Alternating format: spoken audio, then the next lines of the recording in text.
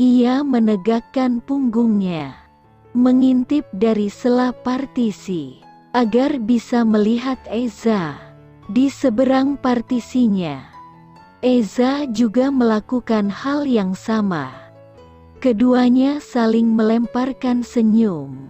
Eza garis bawah Syah, nah. Gitu dong, lengkap sudah hari ini. Ditemani senyum Dedek Lili. Lili garis bawah Truamanda, Dedek, pangkat oh pangkat. Lili garis bawah Truamanda, makasih udah care sama Lili ya mas. Eza garis bawah Syah, no problem. Lili cantik, gimana kalau entar kita makan siang bareng? Senyum Lili melebar lagi. Lili garis bawah Truamanda, ya, boleh. Makan di mana, mas? Tak ada jawaban untuk beberapa waktu. Mungkin Eza sedang mencari tempat makan yang enak untuk mereka. Mungkin Lili bisa memberinya rekomendasi. Ada satu restoran dekat gedung GE yang sepertinya cukup cozy. Dan Lili ingin sekali mencobanya.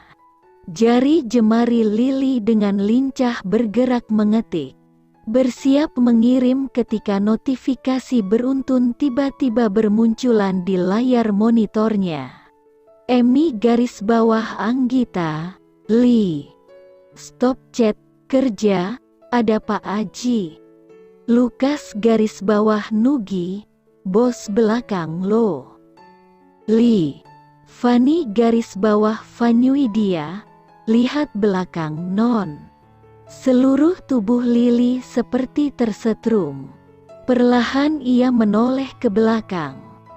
Aji berdiri dengan tangan terlipat di sana. Memandangnya dengan ekspresi yang sulit dibaca. Ia terlihat tenang. Tapi Lili sudah kenal betul arti tatapan itu. Aji tak berkata apa-apa pada Lili. Ia menghela nafas sebelum berkata dengan suara berat. Hari ini saya ingin semua persiapan tender untuk proyek Jerman dan Singapura diselesaikan. Tak ada yang boleh meninggalkan tempat ini sebelum selesai. Kalau ada yang berani, anggap saja ini hari terakhir orang itu bekerja di kantor ini. Lalu pria itu menoleh pada Emi. Batalkan semua meeting saya hari ini. Desahan kecewa dan kesal terdengar dari semua orang yang berada di ruangan itu begitu Aji meninggalkan ruang sekretariat. Sementara Lili tertunduk di meja kerjanya. Ia tahu. Meski semua orang tak tahu. Ialah yang menyebabkan semua ini. Lili juga hanya bisa mendesah. Mengurangi beban hatinya. Tapi ia masih kesal. Ini sebenarnya salah siapa sih? Kok malah Lili yang merasa tertindas? Seharusnya Lili yang meminta penjelasannya. Tapi boro-boro diberi penjelasan. Malah diberi pekerjaan tambahan. Siapa yang bisa bekerja dengan perut lapar? Lili benar-benar kesal. Mi, Bapak jahat. Hanya satu tanda checklist yang muncul. Jangan-jangan, jari-jari Lili sibuk mengulang pesan. Mi, Bapak kok jahat bener sih? Mi, Pak, Lili gak bisa kerja kalau lapar. Mi, Pak Aji jahat. Semua pesan hanya diberi tanda checklist. Lili meneguk liur. Ia melirik bagian profil. Dan ia tak bisa melihat foto Aji yang biasa terlihat di sana. Jangan-jangan Lili diblokir. Sejak gadis itu masuk ke gedung GE. Sejak gadis datang dan duduk melamar pekerjaan. Sejak gadis itu menguasai seluruh otak normalnya yang entah melayang kemana. Tak ada seorang pun berani bicara selantang itu dengannya. Tidak adik sepupunya, Amy, yang juga menjadi tangan kanannya di kantor ini. Tidak juga papa, yang selama ini jelas berusaha menjaga hubungan orang tua anak yang sudah lama renggang sejak perceraiannya dengan mamanya. Bertahun-tahun lalu, hanya Lily. Dan gadis itu sayangnya tak pernah menyadari hal itu.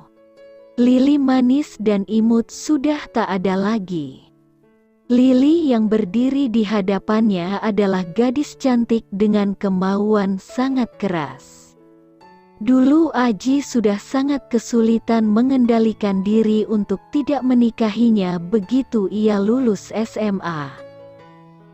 Dengan melarikan diri ke luar negeri dan menyelesaikan masternya di negeri orang. Sekarang, begitu mata besar gadis itu menatapnya, ia melupakan semuanya begitu saja. Itu sebabnya ia tak mau Lily melewati proses wawancara pelik dan ribet yang seharusnya. Ia tak ingin gadis cantiknya yang manja itu menjadi bulan-bulanan pertanyaan genit para pewawancara. Yang rata-rata manajer yang sudah berkeluarga tapi memiliki jiwa petualang ala bujangan itu. Ia bahkan meminta manajer HRD untuk menempatkan gadis itu dengan spesial di dekatnya. Agar tak mengalami apapun yang mengganggu hati gadis itu. Aji hanya ingin waktu akan membuat gadis mungilnya itu jatuh cinta pada dirinya dan akhirnya bersedia menikahinya. Hanya itu. As simple as that. Sebelum Aji menyadari bahwa tak ada yang sederhana dari sebuah rencana masa depan. Apalagi menyangkut hati seseorang. Kecantikan Lily menarik perhatian banyak orang. Juga menimbulkan masalah pada gadis-gadis lain di kantor ini. Dua sisi berlawanan itu sangat mengganggu pikiran Aji. Dan ia mulai kesulitan menjalankan rencananya sendiri. Seharusnya ia tetap tenang. Seharusnya ia tetap percaya diri. Lily sendiri setuju untuk merahasiakan status aslinya. Tapi menyangkut Lily, semua itu runtuh berkeping-keping. Amy baru saja selesai melaporkan brief meeting terakhir secara singkat. Lalu suara riuh di belakang Amy yang menelponnya itu membuat Aji bertanya, "Siapa itu?" Oh itu Lily dan Mas Eza." "Pak, sedang berkenalan," jawab Amy ringan. Mendadak semua pemikiran rasional hilang begitu saja. Dan keputusan mendadak itu muncul begitu saja. Tanpa pertimbangan sama sekali. Alih-alih meninggalkan Lily saat harus ke Singapura, Aji membuat gadis yang biasanya takut terbang itu untuk menyusulnya. Baru setelah Amy memberitahu Lily sudah naik ke pesawat, pikiran Aji justru kalut tak karuan. Ia tahu Lily tak suka tempat sempit dan gelap. Ia juga tahu Lily tak suka sendirian. Meski sudah susah payah ia mencoba mengalihkan perhatian Lily. Tetap saja Aji tak bisa berhenti mengkhawatirkan gadis itu. Akibat keputusannya itu sendiri. Penyakit yang sudah lama tak pernah muncul harus ia rasakan lagi. Sesungguhnya Aji tak ingin memperlihatkan kelemahannya itu. Tapi di hadapan gadis itu, Aji bagai dokumen rahasia yang terbuka. Tak ada kata rahasia. Semuanya terbuka begitu saja. Bahkan berkali-kali Aji tak bisa menyembunyikan isi hatinya. Untungnya Lily terlalu naif untuk paham semua itu. Mungkin karena ia tak pernah benar-benar jatuh cinta. Tidak, belum jatuh cinta. Secepatnya Aji ingin membuat gadis itu jatuh cinta pada dirinya saja, tidak dengan yang lain. Karena Aji sendiri tak yakin dirinya bisa mencintai orang lain selain Lily. Theo, salah satu teman kuliahnya dulu, bahkan tak bisa mempercayai Aji. Membangun sebuah rumah sakit bukanlah tentang membangun sebuah gedung biasa dilengkapi fasilitas modern saja. Untuk Theo, Aji hanyalah seorang pemimpin handal sebuah perusahaan konstruksi. Itu tidak cukup membangun sebuah rumah sakit dengan moto utama mengedepankan kesehatan keluarga. Gedung itu harus ramah keluarga, baik dari sudut penggunaan maupun fasilitasnya. Seorang pemimpin perusahaan konstruksi handal yang memahami konsep keluargalah yang pantas mendapatkan proyek besar ini. Itu sebabnya Aji berbohong. Tapi Ajit berhasil mengembalikan sikap normalnya dengan mengakui kebohongan itu sehari sebelum penandatanganan kontrak. Actually she is not my wife to be or even my girlfriend. Si. Petik 2. Do you dare lie to me? Ji.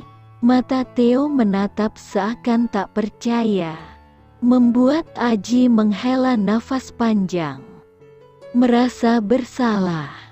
Sorry for that, Theo. I really like her. I love her till now. But our relation right now is not like as you think. We are only the boss and secretary. Wait, you said you like her, love her till now. You mean you had met her before? When? Pertanyaan beruntun itu hanya dijawab dengan anggukan dan satu kalimat pendek. More than 15 years ago. And I love her since our first sight. Theo juga menghela nafas. Bedanya, ia terlihat lega. Then, you are a human anyway.